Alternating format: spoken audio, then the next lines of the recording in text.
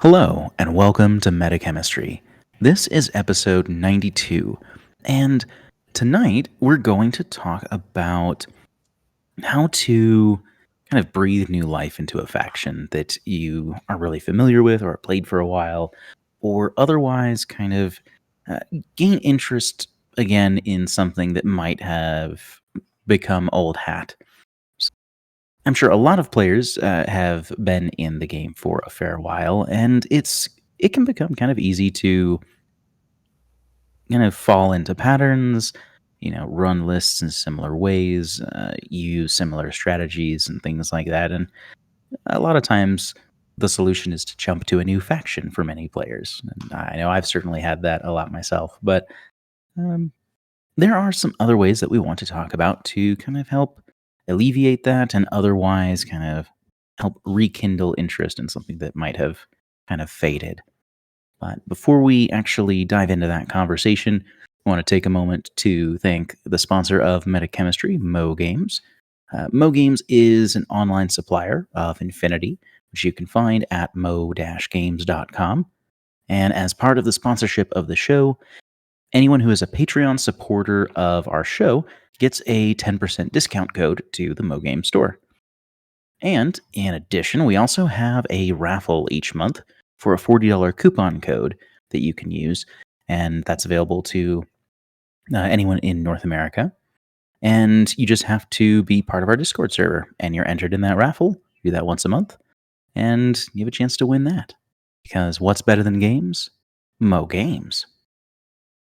And with me tonight, we have Ian, Trevor, and myself, of course, talking about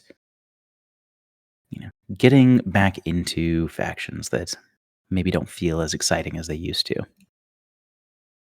So, otherwise, to kind of check in with how things have been since our last recording, what have you guys been up to in your gaming or hobbying endeavors of late?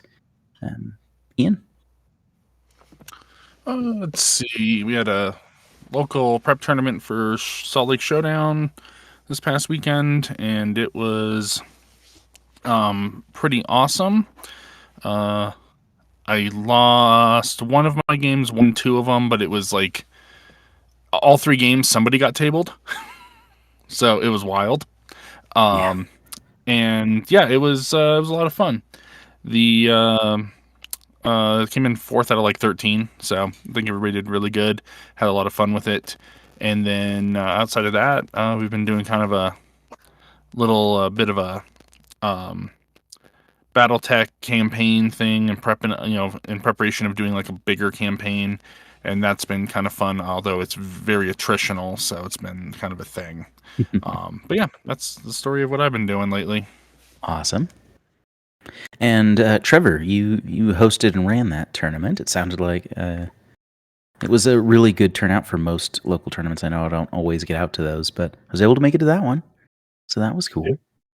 Yeah, it was really nice to see that because I know local wise, it's probably 6 to 8, maybe 10, and we got about 13 people. A lot of people we haven't seen in a while. Like, so that was really nice to see. Yeah, it was a great turnout. A lot of people had fun. It sounded like so. It's always the goal of the tournament. Absolutely. Yeah. And I even got to play in it, which is always a nice thing. Not having to. Right. Yeah, that's awesome. And I got to participate in that as well, which was cool. So I've been dabbling in a little bit more Torchlight lately, but I just very recently found out that things have opened up, so that I'll be able to make it to SLS with the rest of the crew, which is super exciting. And so I had to quickly find what I'm going to play for the tournament in less than 2 weeks. And so since I have most of what I need painted, I decided to pull out OSS for that event. So I played that, and it went way better than I expected. So that was super cool. Hey, congratulations on the tournament win. Thanks. I mean, wasn't trying to get that out of you or anything, but yeah. So it was a lot of fun. Tried some new stuff because I've played OSS since they've been around, and so some of those things kind of worked out in this instance. I know there have been some times where like, oh, I really wish I had access to this tool or that type of unit or things like that that they don't. And sometimes just trying something different can really go a long way. So, as far as our overall topic tonight, again, it's trying to revitalize interest or otherwise kind of breathe life back into a faction that maybe you've kind of felt as old hat or otherwise less interesting in favor of other things, or just because you've had so much play experience in it that it doesn't really feel very new anymore, perhaps. But is that something that either of you guys have experienced? I know I have, definitely. Like, I jump around too much to not experience that, because that's usually the answer. Is like, all right, well, I'll just play something else for a while. Yeah, I encounter it pretty frequently, but because I own all the things and I do rotate through. Although I do try to, of late, focus more on one faction to get like kind of really good and master it, but and then move on to another faction, kind of do the same thing. But it does happen where like I played all of Ariadne, super super super lots, every sectorial, really well with all of them. It's one of those things where I could still take Ariadne and basically just take any sectorial and throw it down and probably do extremely well. To the point that it was sometimes a little boring. But stepping away from them for the last few seasons, and not really playing them a whole lot, I just every time somebody is like, I want to play Caledonia or this and the other, I'm like, oh, that sounds really cool. I want to do that now too. Right.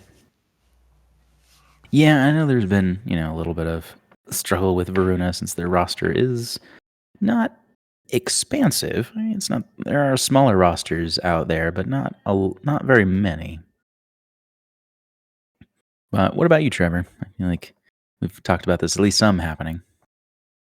Yeah, I am definitely guilty of the grass is always greener on the other side of the faction. So, Yep. yeah, I think that's my biggest thing is sometimes you just see something you want to try or, a list archetype that you want to look at.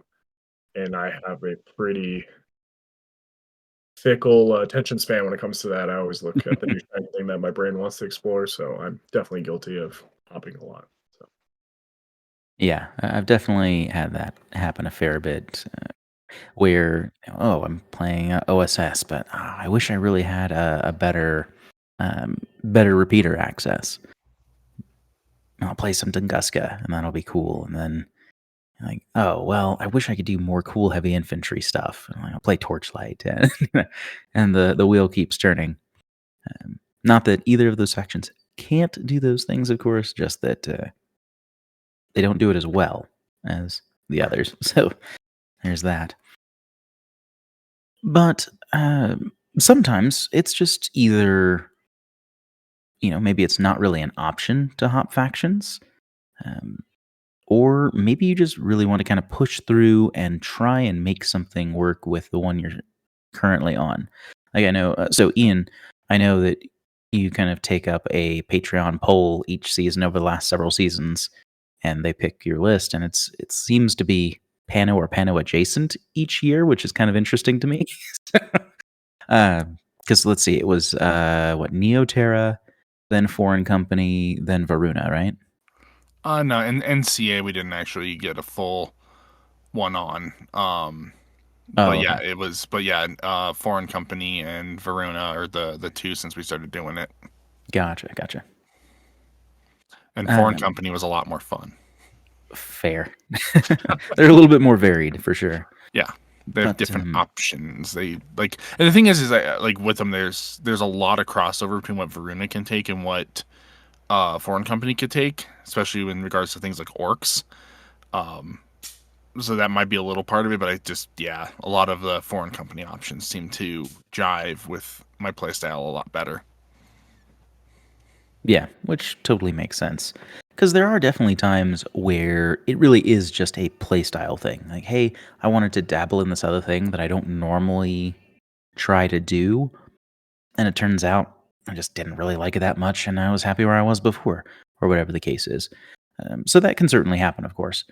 But more so, I'm thinking of those times where it's a faction that you really love, and it just kind of feels a little tired, and you have kind of messed around with a lot of different things already, and it's time to do something else. But we want to avoid just switching factions.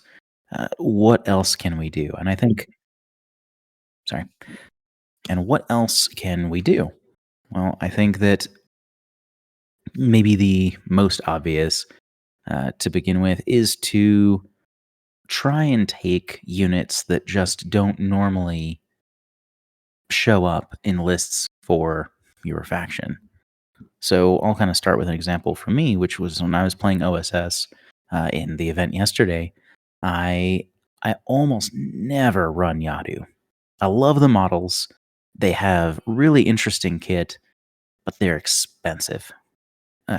Not necessarily for what you get. Like, it's not an unfair price, but it's just a lot, and there's a pretty significant opportunity cost where you have this really elite medium infantry that behaves like the lighter side of heavy infantry with a pseudo 2 wounds and things like that. Like, there's a lot of advantages there, but it eats up a ton of your list. So we played Biotech 4 as one of the missions. So I brought a whole core of them. So there's a pile of Yadu, and it's, probably 160, 80 points or so, something like that. That's But large. yeah, it's the OSS equivalent of a pain train, but it's unhackable, which is kind of cool. But yeah, I mean, other than the hacker, obviously. But yeah, and so it was really interesting. I going in, my thought was, one, if I can't get them out of the zone immediately for some reason, they cannot die in the biotech war zone in one round because they have no wound incapacitation, and they're wound models where they're only going to take one hit, and they're relatively fast at 6-2 moves, so they can get a decent chunk of distance and still do something else. They also have pretty good gear for brawling in the midfield when you're outside of the zone, because there's a lot of multi-rifles and emerats and drop bears and shotguns and things like that, in addition to the longer range pieces to get AROs out of the way, like the heavy machine gun or the heavy rocket launcher. And so I brought all of those because, they have enough profiles that everyone was different. It was great. And it ended up working pretty well. Now, there's lots of matchups where they would struggle. But I was playing against Invincible Army, where we're mostly on even footing. We're both, playing fairly straightforward lists in that regard. And so it's just kind of a straight up fist fight in terms of list building goes. So yeah, so I think that was a really interesting take, and I haven't done that in years where I took a Yadu core. And I was pretty happy with how it worked out. Like, it did things that, a Dakini core is not going to do. And sure, there'd be other tools available potentially because Dakini are much cheaper, but I had them in that package, in that core, in the midfield doing stuff, and it was interesting. But what about you guys? Have you guys have an instance where you're playing a faction that you're pretty familiar with and are just itching for something different, but don't necessarily want to play something else? And you take, what are some go-to units that you might have in terms of, well, I like this faction, but let's spice it up a little bit. Let's switch things around. What sorts of things are you taking where?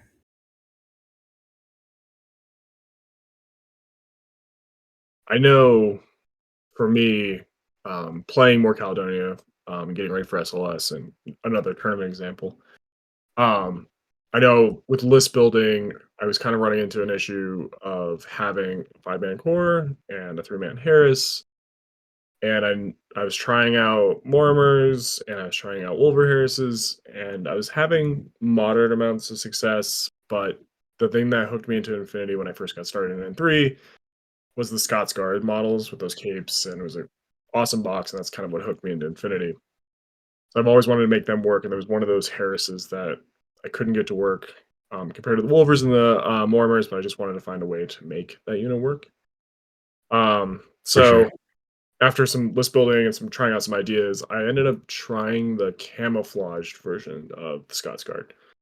I had some points. I ended up picking the AP Spitfire, and ever since then, that's been the one thing that's made my lists really successful because it gives me, pretty good gunfighter with an AP Spitfire. So can take out those big heavy infantry, and it just kind of unlocked a lot of things for my lists, and I ended up starting to see more wins with my games. So it was like one of those weird things where I wasn't expecting it to kind of solve some of my issues, but was kind of happy I tried something that I didn't think was going to be super viable um, in Caledonia. Yeah, for sure. And it helps that, like, it's always nice when it lines up with a really cool model. Like the AP Spitfire Scots Guard is like, I don't tend to like most Ariadne aesthetics, but it's a pretty good one. Yeah, the old one and the new one are both fun for different reasons. So yeah, I'm glad now they have two cool models. So. Yeah, definitely. What about you, Ian? Have you had those instances where you found a just kind of an interesting unit or two that you splashed in somewhere either on a whim or just to try something different, and it ended up being a lot more interesting than you thought? Yeah, here and there. It's usually like when I try to take something that does kind of the opposite of what the faction's good at. So like if I'm playing Pano, but not military orders, like trying to throw in some CC stuff to see if I can make it work, or um, if I'm not playing nomads, maybe I'm trying to make like effective hacking. Again, maybe I'm trying to do effective hacking with Pano and all that Whip 12 nonsense. It can be a little bit of a challenge, but sometimes trying to lean into the options that you don't really have, that you aren't really good at. So that's kind of where things can become interesting in looking for options that aren't normally used, or kind of sticking with the Pano thing. If you're playing like Neoterra, I think one of the interesting options they have there is the Black Friar, actually, and I don't see it used a whole lot in Neoterra. I shouldn't really see it used a whole lot anywhere, to be honest. Fair. Now that they're like got the linkable option, it came out a little bit more, but I still like the basic BioVisor multi-rifle one. I just think it's not only a really cool model, especially considering it is kind of early-ish N3 at this point, but it's just Yeah. a cool profile, kind of like a weird solo camo hunter kind of guy. And so I like to throw him in if he's an option. I think he does really well in Neoterra. He has a place in military orders. Even vanilla is a pretty solid place for him. But I don't see him played a whole lot because he is kind of niche. But I like the niche that he occupies. So I think that's a cool one to take. That does something a little bit different than a lot of what the rest of the faction and sectorials really kind of offer. Totally. That's other side of this though is that like I said, we're not talking about necessarily hopping faction, but let's say let's hop half a faction. And I'm saying if you get a little bored with like what you're doing, look into some of the NA2 sectorials. Sometimes it's just getting some options from some other factions to kind of just freshen up, give you a little bit of different play style. See what some of those combos can do because they can be very different or reinforce what was good about and what you liked about your original faction in a different way. Yeah. Yeah, I think that's a pretty fair assessment.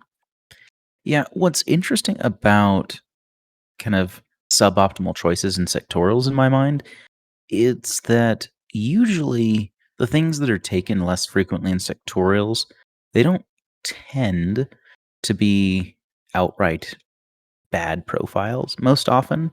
It's almost always that it's an opportunity cost for something that the faction usually wants more. which means that on the bright side of that is that those units are still playable units. It's just it forces you to do something different.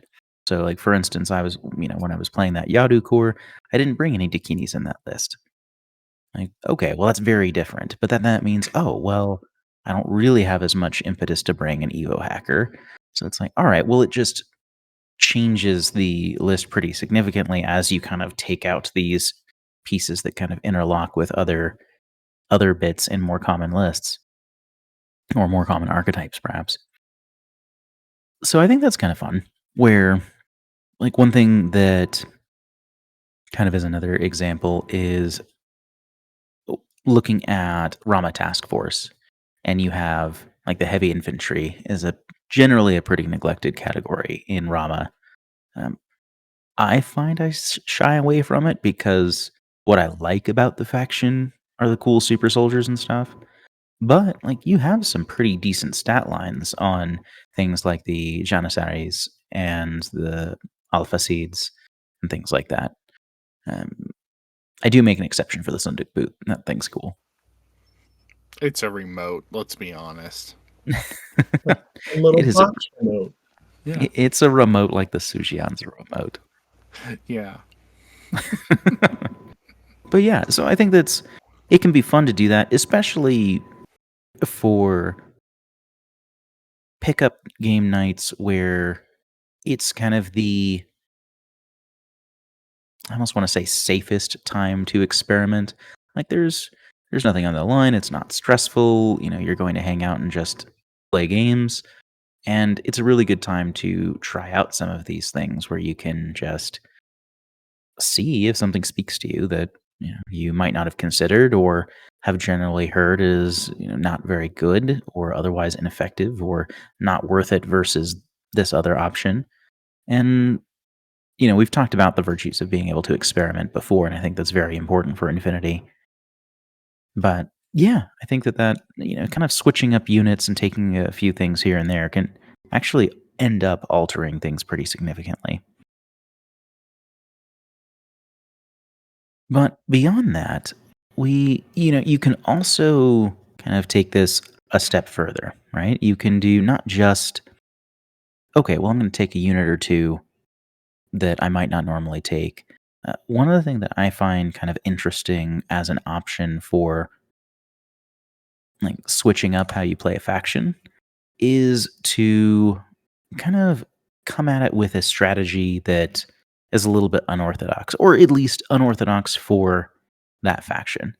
So to kind of bounce off my previous example, if you were to run, say, a core of Janissaries, or you run, a pair of Shakushes or something like that, and you go into like a really heavy armor aspect in Rama, like that's a very, very different looking list than your typical Ghulam core and your Mukhtar or Qadish Harris or things like that. So you can do some pretty interesting things there as well, where you not necessarily avoid your faction's strengths per se, as much as you are trying something that they don't lean into in the same way. And is that something that you guys have kind of tried a little bit? Playing a faction, maybe not counter to how they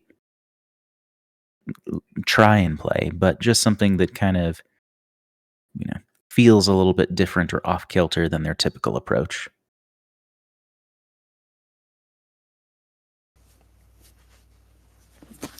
Yeah. So, like, one of the reasons that I wasn't really a big fan of Tardy Army Corps was that it generally felt very kind of easy to play, because it is one of the few sectorials in the game where you could legitimately make a very strong, very viable 100% camouflage list. Sure. And in my experience, that list is not super fun for me to play or for my opponents to play against. but it can be very effective. So one of the things that I did like doing with Tartary, which was trying to go the complete opposite direction and try to make lists that just didn't use any camo. Because like their camo is very effective, and especially when you're looking at things like Spetsnaz and the Scouts, Strelocks. These are all just like kind of become staples of how you build lists for TAC. But try to go in and do the opposite, do none of those options. Lean into some of their other stuff. Like heavier into Frontoviks, veteran Kazakhs, things like that. That are also immensely good options, but you would normally, if you saw them in a list, it would be a couple of them, not necessarily full link teams of them, because there would be enough camo to kind of make up that difference. So that was something I played with for a little while. It was interesting. It was fun. I liked it. Said it was a little different than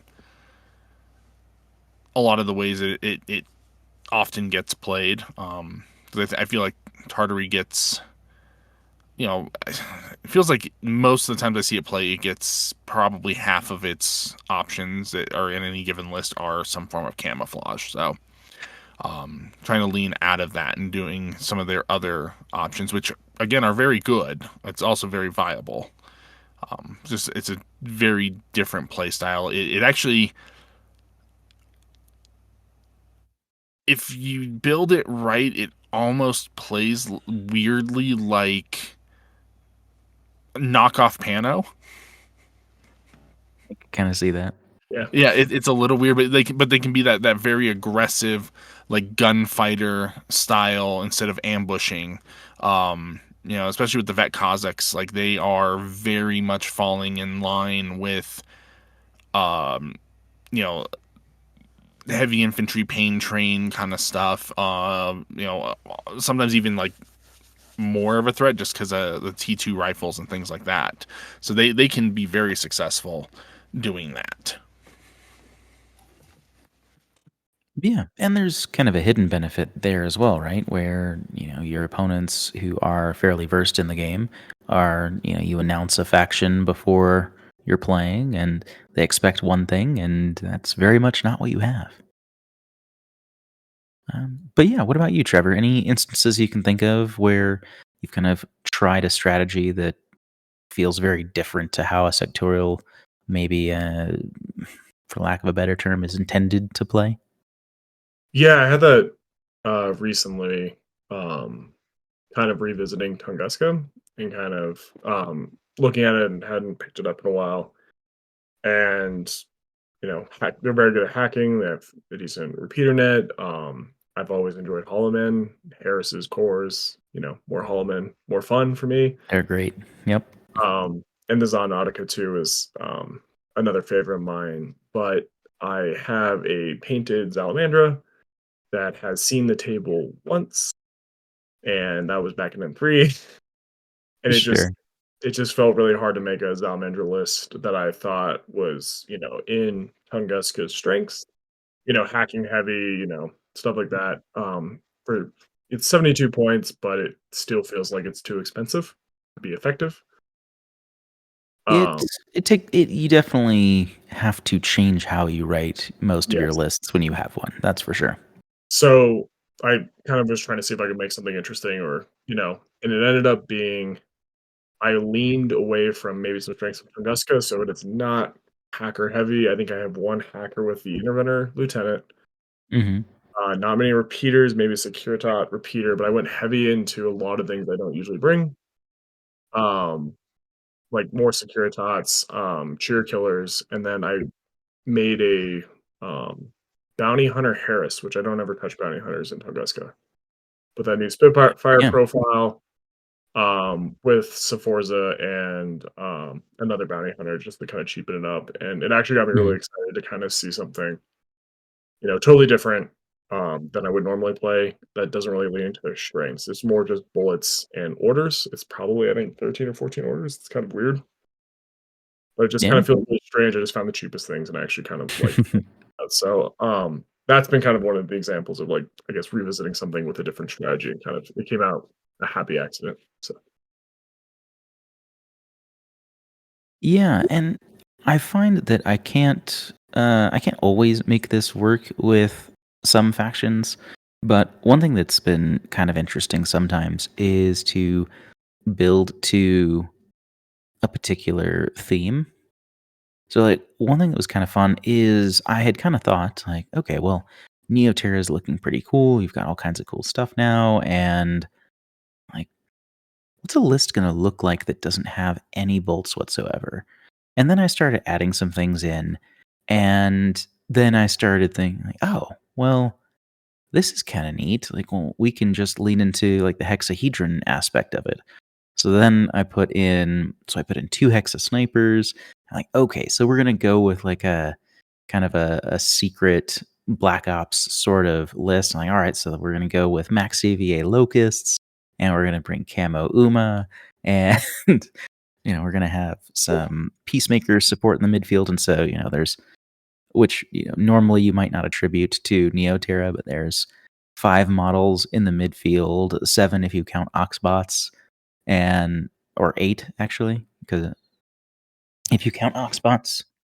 And yeah, there actually aren't any fire teams at all in it, which, some people might say that why are you playing a sectorial in that case? But I mean, I've you know, done that to great yeah, success.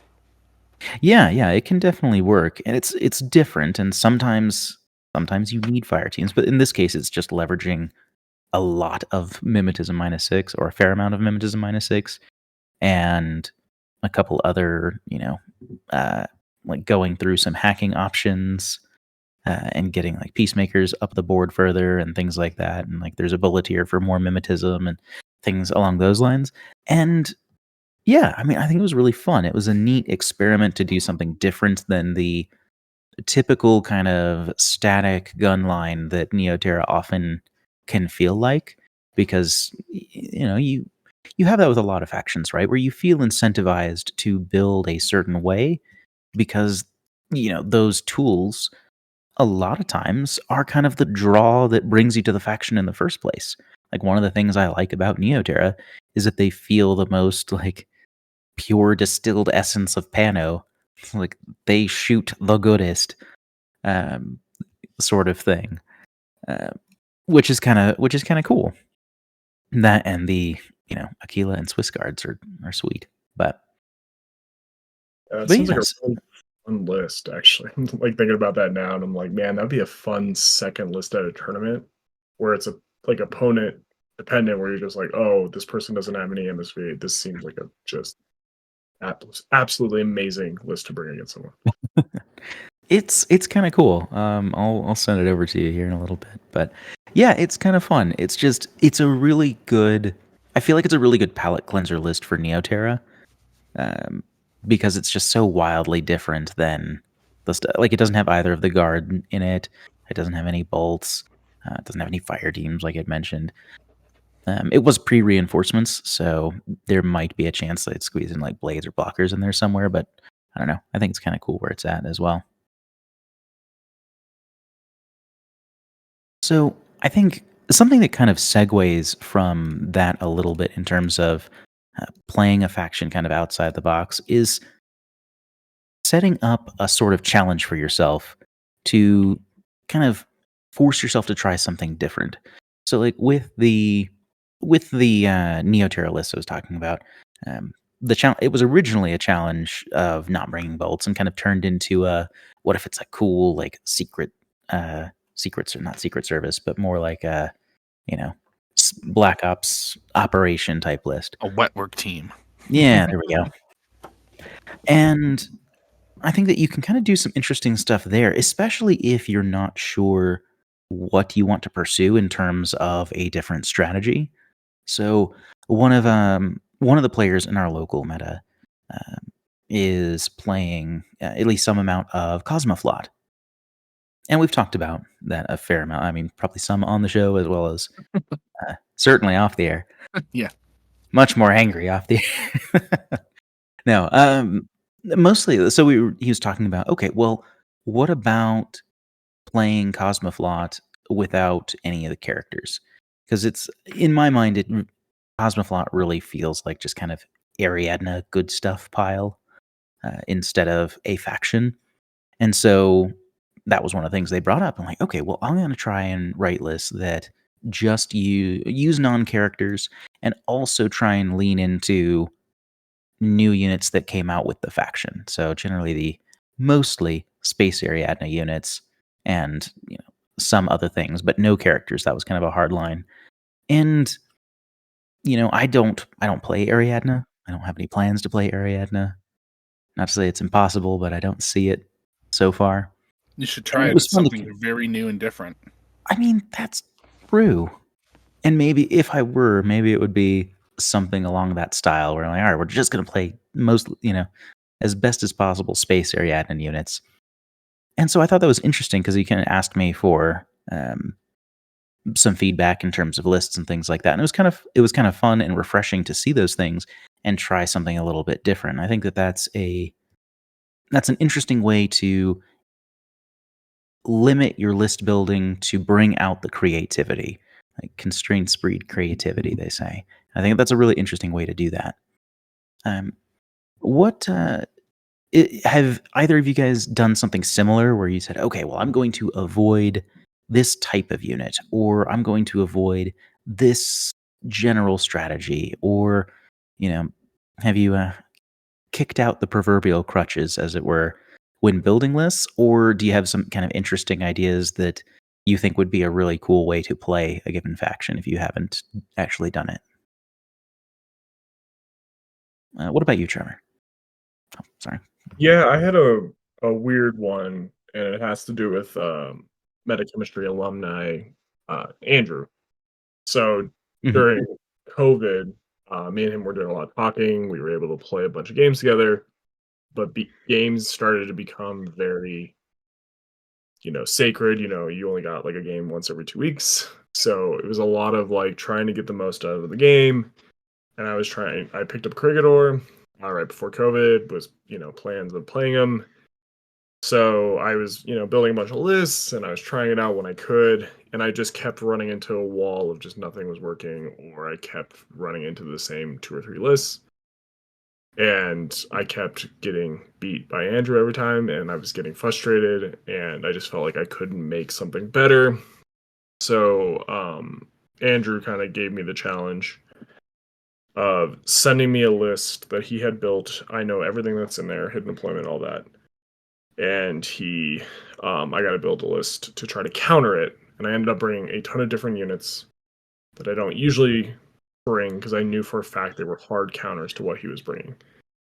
And it ended up just, unclogging that mental block that I had with list building with Creator. And I was able to like let go of the stress of thinking that every game was sacred, that I think was ruining my list building or like kind of ruining my play. So it was kind of fun. It was a really fun experiment. And I definitely recommend it to someone. It's just like maybe this is the one thing that can kind of get you over that hump. If you feel stuck in list building, is just kind of see if you can try to counter a list that your friend has built ahead of time. So Yeah, I think that's a really cool idea that you can do a lot of fun stuff with that. And it's kind of also neat I'm sure it was from Andrew's perspective as well, as kind of an extra challenge. Like, hey, I can't surprise you with anything, and you'll have good tools to deal with what I have. Can I still find a way to overcome those disadvantages? So I think that's pretty interesting. Sounds yeah, like a good time. I think he thought winning was getting old too. So I think he was definitely more There might be that. challenge. Fair. And what about you, Ian? For me, I think that a lot of enjoyment that I get is,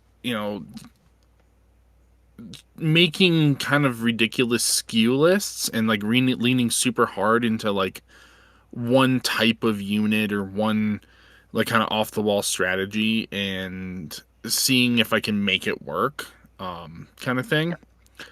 And so like I've had varying levels of success with this. One of my best runs was with Cosmo, and the list was literally how many orders can I stuff into 15 models. and be effective? And the answer was like 25. So, It's a lot of activations. yeah. Well, and the thing was is that there was no fire teams. Every model, well, almost every model was bringing two activations, whether that was through tactical awareness or impetuous or what have you. It leaned heavily into warbands and warband-esque models. Had a few gunfighters like the Unknown Ranger, who has tactical awareness, things like that. Wallace to make it order efficient, but also had a Zenit chain of command as a backup. So one of the few models that didn't have a second order, but still, made the list very viable. And to be honest, I was just running people over with it, like left and right. Like it was just it was too many activations for most people to deal with, and with so much smoke and template weapons that it was fast, it would get there pretty reliably and just force bad decisions. So it was definitely beatable. I took plenty of losses with it, but in general it would run people over as it was skewed very hard into that. Another example that I did for fun, and it was hilarious, and I had a lot of fun, was I decided to do the U.S. Ariadna biker horde, where Yep. it's something like 13 motorcycles that they can put on the table at once, and so I did, and I want to say the best mission I played with it was Biotech 4, and so it really sucked because the deployment zone is 8 inches. I'm trying to stuff 13 55 millimeter bases in that with cover and what have you. So it was kind of a thing of just like, okay, this one's gonna go and it's gonna lay out smoke and hopefully get that down, so now the next one can go and the next one can go and the next one can go, and just kind of do the line of smoke and get everybody up and out. But it actually surprisingly worked better than expected. But it was a fun challenge to build something out to a ridiculous extreme and then see if I can make it work. Sure. Yeah. This wouldn't have happened to been during season 13, would it? No. It was before that. Oh, okay. I was gonna say, I would have had a lot more legs during Frozen Roads with Yeah, all no, of the unfortunately Cyclops. it was before that, and not all of my stuff had mimetism, so it was actually a little bit more dangerous. Yep. And they But weren't it all was still fun. specialists, and Yeah, they weren't all specialists and what have you. And I want to say that the Desperados were the more expensive. They were 8 or 9 points instead of 5 or 6 points because they had it was in N3 when I did it. oh, okay. Yeah, Yeah. that could be. But yeah, it was right when they added the 112 doctor on bike option. Mm. But Gotcha. it was Yeah. it was a lot of fun. I think my opponents were just kind of like, how do I deal with this, because it's so fast.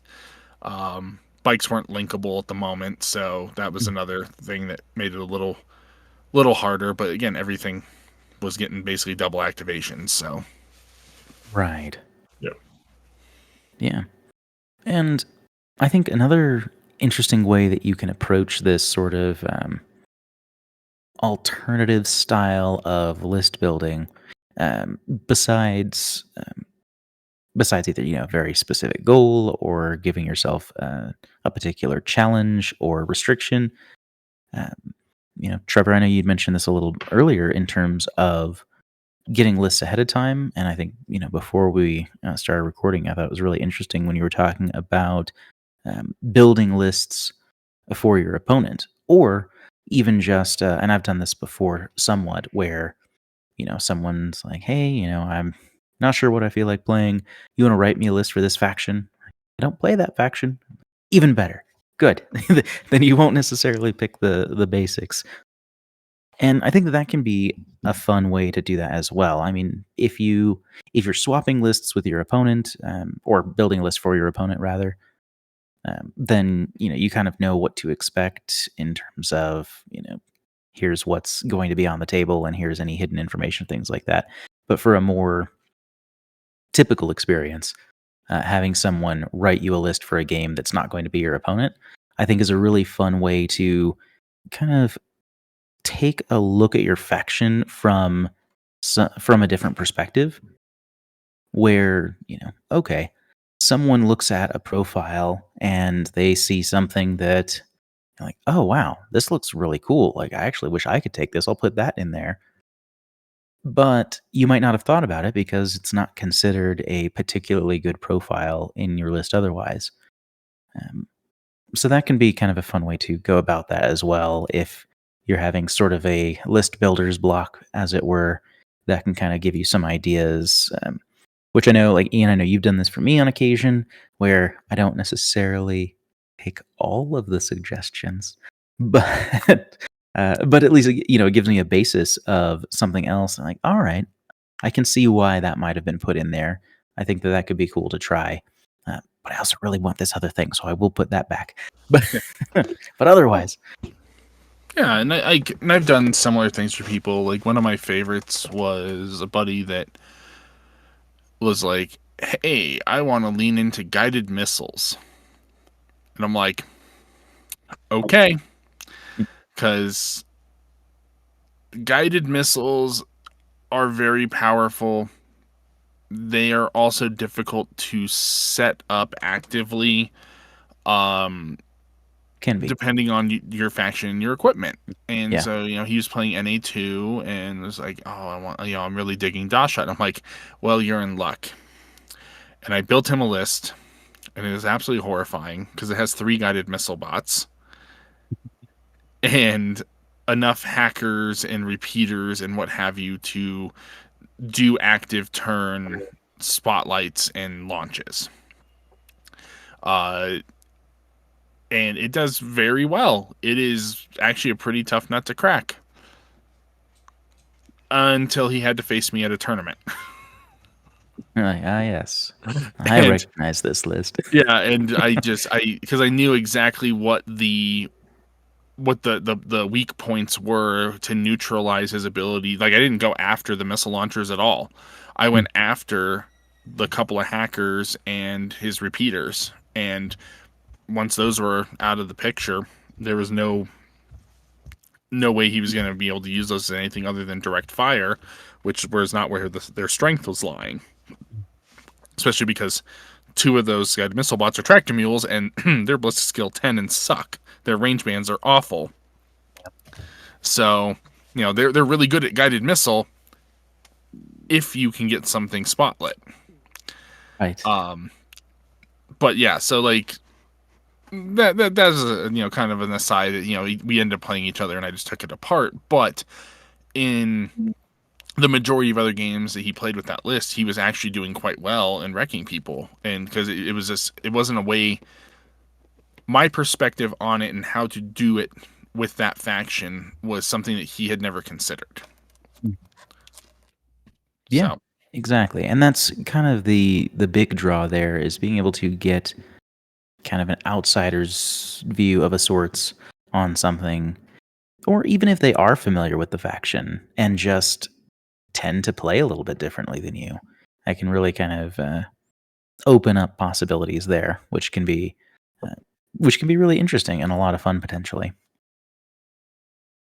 But what about you, Trevor? I know we talked about the Andrew, where it was more of like a challenge of like, hey, here's what I'm bringing, see what you can do now that you know what I have. But have you had other kind of list swap challenges, or had someone write a list for you for something when you were playing against someone else or anything like that? It was back in like N3. Definitely. I think you actually helped me, Devin. The circle is now almost complete. That sounds like me. Where I was struggling. I forgot what army it was, but it was Pano, and I was pretty new. And you were like, "Have you ever tried Forward Observer bots?" And I was like, "Oh, I've never even bothered." And it was like one of those things where it's like it ended up working out, and it was like triangulated fire was like a critical skill. That was part of my strategy. So it was Yep. like one of those things where it's like I never even considered running remotes um, all that much outside of like maybe a bullet tier, and I Mm. found the joys of really cheap 7-point flash pull spots and missile bots and dual reaction bots, and so that was kind of a nice little weird like new player unlocking kind of a different way to build this. So that's one I definitely remember um, from the early N3 days. Yeah, and that's awesome. And and I know that a lot of this this discussion kind of revolves around players who've been kind of dug in with a faction for a while. But a lot of these exercises can just kind of help expand your thinking about how to play a given faction or sectorial, even when you're relatively new on them. I mean, I would recommend like getting some games in before utilizing some of these tools, but I think that's a good way to learn kind of in general. So you can do some fun stuff with that as well. All right, so I think that there's a lot of interesting tools and a lot of cool stuff there that you can use to try and again either revitalize or just expand your thinking of how some factions might play. But before we get to our final thoughts of the episode, I wanted to give a quick thank you to all of our patrons. We really appreciate you supporting the show. It helps ease costs on us, which is super duper helpful. And everything goes back into the show, so there's nothing like paid to our pockets for that. But it does kind of help some of those costs. And if you are interested and willing in contributing to that, you can find us at patreon.com/metachemistry. If you are able to sign up, you get some benefits that we try and give in return as a show of gratitude, where you can get early access to episodes, you get final say on polls that we run, some exclusive channels on the Discord, and things along those lines. So, um, you can find us there if that sounds like something that you'd be interested in, if you enjoy the show to that level. Also, as far as the Discord goes, we do have a freely open and available Discord community. It's a great group, and it's a good place to talk about any sort of hobby related stuff that you have, or tactics, or list ideas, or if you want to bounce something off someone.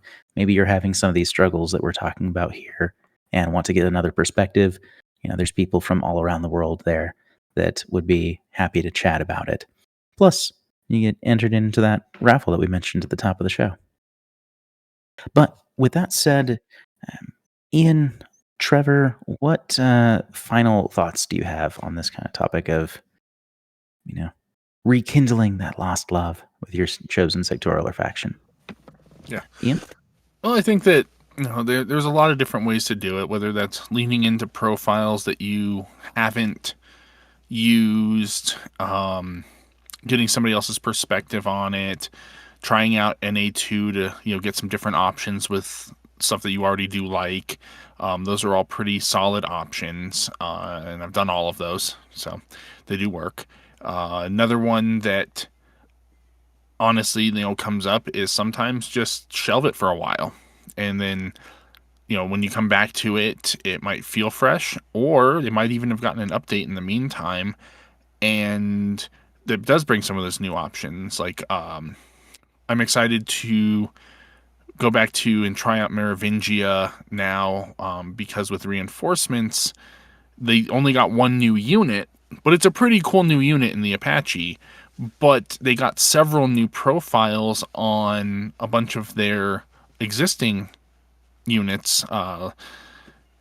So like, I'm looking at that going, oh, like there's some new options. There's some new things that I could do with this. And, it kind of makes it feel a little fresh, gives me something to play with and test out when I do make my way back around to them.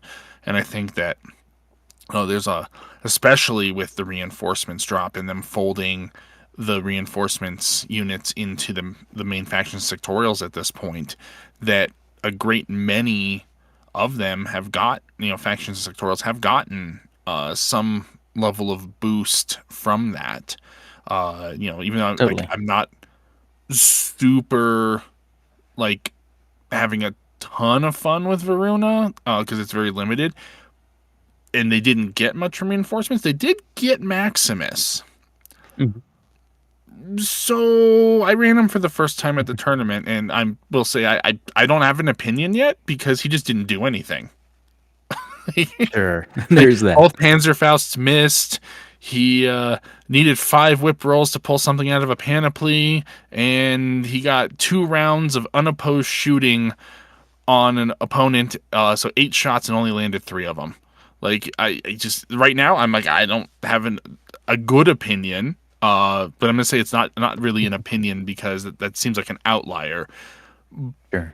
But it was exciting to put something different on the table that otherwise I didn't really have access to before. Yeah, absolutely. And what about you, Trevor? Yeah, kind of piggyback off of what Ian said a little bit. I know with kind of playing a lot of Scots with Caledonia and getting kind of tired of men in kilts and tartans. I know it's been kind of tough to like kind of see the end goal of going to a tournament and playing them. But what I know that has helped me recently, which is kind of a new change of pace, is just kind of playing a game or two with something else, something that's kind of piquing my interest. I played a game with Assassins and Bakunin for a week, basically just to kind of flush. And I know when I picked Caledonia back up to get more tournament practice, that I kind of came in with fresh eyes and kind of a fresh perspective and not so tired of them. So kind of giving yourself permission to kind of just say, you know what, pump the brakes. We don't need to play one faction the whole time. And you'll come back and it might just be enough just to be like, you know what, yep, I do appreciate 15 orders and I do appreciate those angry Scottish men with claymores and kilts. So There you go.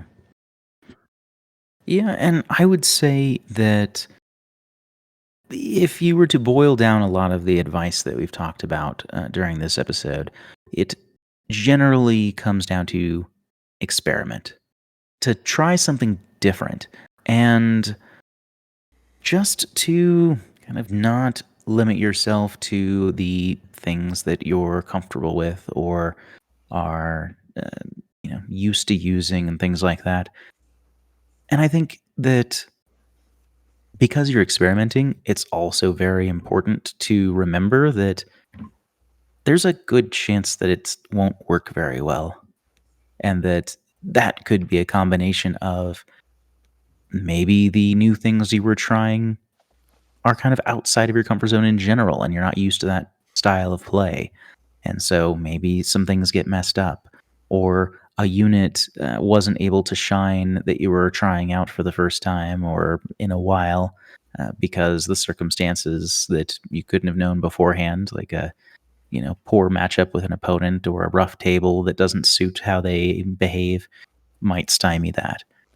And so I would say that to try and take those moments to experiment with you when you can, and to not get discouraged if it doesn't necessarily have the outcome that you want, because it will help kind of reinforce, you know, what does work for you. And sometimes it is a matter of go back to the things that you know, because that is what you actually like about the faction, and there's a reason why you didn't play this, that, or the other.